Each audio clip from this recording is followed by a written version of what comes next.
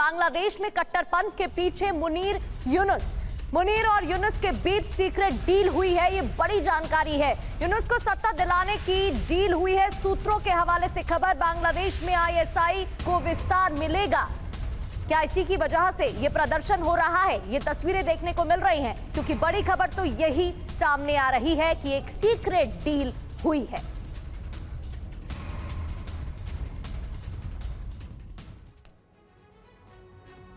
तो जिक्र किया जा रहा है मुनीर और यूनुस की डील का, आतंक का। ये ढाका रूट जरा देखिए। चुनाव बाधित करने का प्लान है।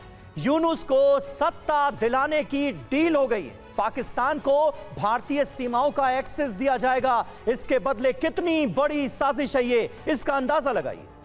और पूर्वोत्तर के रास्ते भारत में आतंक की साजिश रचने की तैयारी है। बांग्लादेश में आईएसआई विस्तार कर रहा है। बांग्लादेश में टेरर लॉन्चिंग पैड तैयार और ढाका में आईएसआई का हेडक्वार्टर भी है। अब आईएसआई जासूस आतंकियों को सपोर्ट करने की भी तैयारी है और उसकी ये जो तस्वीरें हैं वो देखने को मिल रही हैं।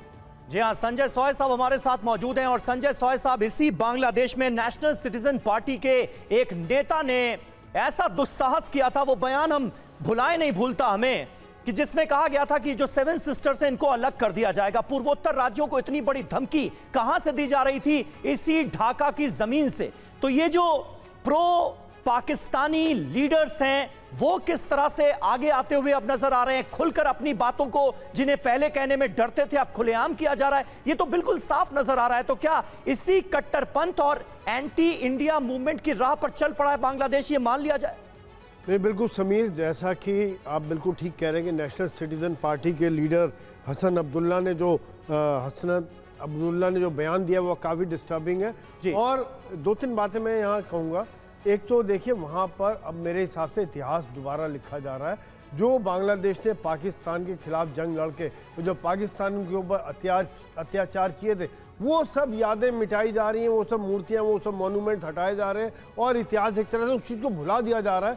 और कारण क्या है? जो आप ठीक कह रहे हैं, पाकिस्तान की वहाँ पे एंट्री है, इनकी डील है। और ये सब इसका एक ही मकसद है कि कट्टरपंथियों को बढ़ावा देके भारत के खिलाफ एक और मोर्चा खोलने की कोशिश है। और ये बार बार धमकी देते हैं कि हम नॉर्थ ईस्ट को अलग कर देंगे। ये बचकानी बातें छोड़ दें। आपका जंग चिटकोंग अलग ना हो जाए, आपका रास्ता बंद हो जाएगा, आपका हुक्का पानी बंद हो जाएगा। इस चीज़ को उनको पता नहीं चल रहा है। ये कई बार, जैसा कि संजय जी बताते हैं कि फरवरी में जो इलेक्शन आ रहे हैं उसका भी एक मसला इसमें आ रहा है कि कहीं ना कहीं अलग अलग पार्टियां अपनी जोर आजमाइश कर रही हैं। कट्टरपंथी पार्टी अपना एक एंटी भारत अभियान चला के वोट गार्नर करने की कोशिश कर रही है।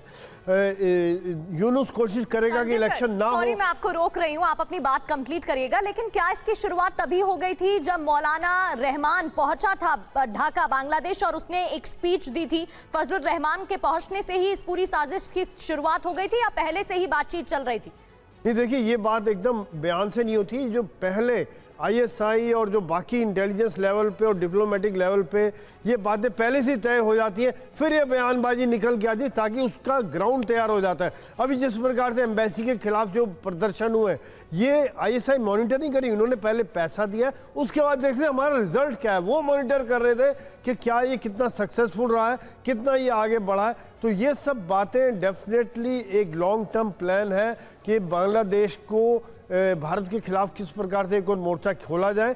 और दूसरी बात, एक चीज मैं छोटी सी कहूंगा कि वहां की एम्बेसी की सुरक्षा वेना कन्वेंशन 1961 और 63 के तहत उस देश की होती है जहां पर हमारी एम्बेसी होती है। बिल्कुल। और ये देश आज की तारीख में किस कदर नाकाम साबित हो रहा है सिक्योरिटी प्रोवाइड करने में, ये तो हम देख ही रहे हैं। कट्टरपंथियों की हिम्मत लगातार बढ़ते हुए ढाका के अंदर बांग्लादेश बना पाकिस्तानी आतंकियों का नया अड्डा। भारत बांग्लादेश सीमा पर टेरर लॉन्च पैड बनाए गए। कट्टरपंथी युवाओं को बड़ी संख्या में यहां पर ट्रेनिंग दी जा रही। तो भारत बांग्लादेश सीमा से ये एक और चिंताजनक खबर सामने आ रही।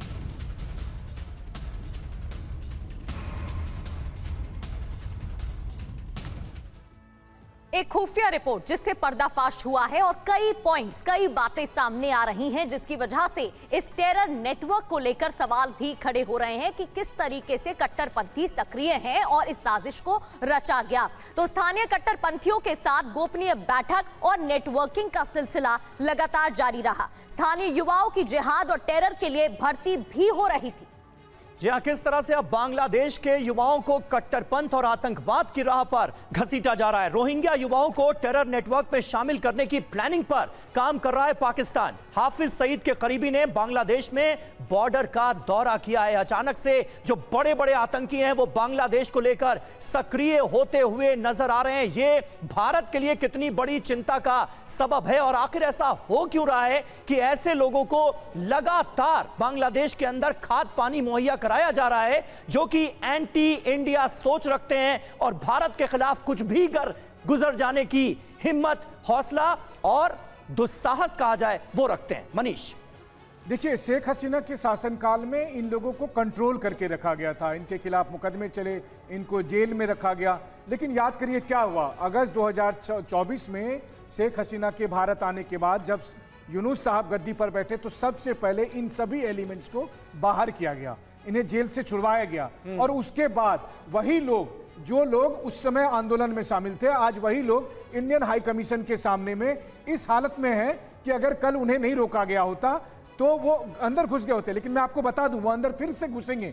पुलिस, सेना, ये सब बस दिखावे के लिए है, ये दिखाने के लिए ताकि यूनुस दुनिया को बता सके देखो जी हमारी कोई गलती नहीं, हमने तो रोकने की कोशिश की थी लेकिन भीड़ अंदर घुस गई। ये सब सोची समझी रणनीति के तहत है। वरना पिछले साल अगस्त तक जिस बांग्लादेश में पत्ता पत्ता भारत की मर्जी के हिसाब से चलता हो, आज वहां यह हालत है कि भारत के नाम पर हमारे डिप्लोमेट तक सुरक्षित नहीं है। नहीं तो क्या असल मकसद भारत और बांग्लादेश के बीच राजनयिक संबंधों को खत्म करना है? उस प्लानिंग के साथ काम किया जा रहा है। मनीष, आप ये कह रहे हैं क्या?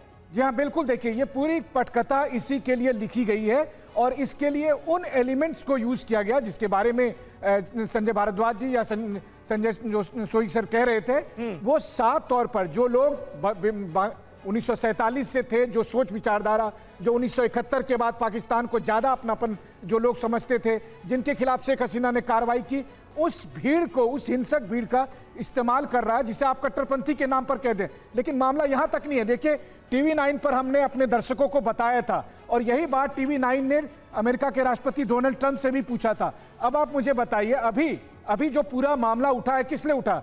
एक छात्र नेता है शरीफ उस्मान हादी, उस पर गोली चलती है। कहां? ढाका में। वो रिक्शा से जा रहे हैं, उस पर गोली चलती है। आरोप क्या लग रहा है कि भारत ने ऐसा किया था। जिस वक्त मैं बांग्लादेश में मौजूद था तब से लगातार हम कह रहे हैं यह घटना घटेगी। हमने अपने दर्शकों को बताया कि कुछ छात्र नेताओं को गोली मारी जाएगी और मारने का आरोप किस पर लगेगा? इंडियन एजेंसीज पर लगेगा और फिर इस तरीके से पब्लिक पहुंच जाएगी इंडियन हाई कमीशन में। वही सब कुछ तो होता जा रहा है। अभी ये यही नहीं रुकने वाला है। जैसे ही अगर ये मोहम्मद यूनुस कह रहे हैं कि शेख शरीफ उस्मान हादी जो छात्र नेता है उनकी स्थिति गंभीर है, अगर वो उनकी मौत हो जाती है तो यकीन मानिए अगले हफ्ते तक हो सकता है इन सकबीर इंडियन हाई कमीशन में घुस जाएं और फिर यूनुस खाली दिखावे के लिए वहां पर सेना लगा के रखेंगे।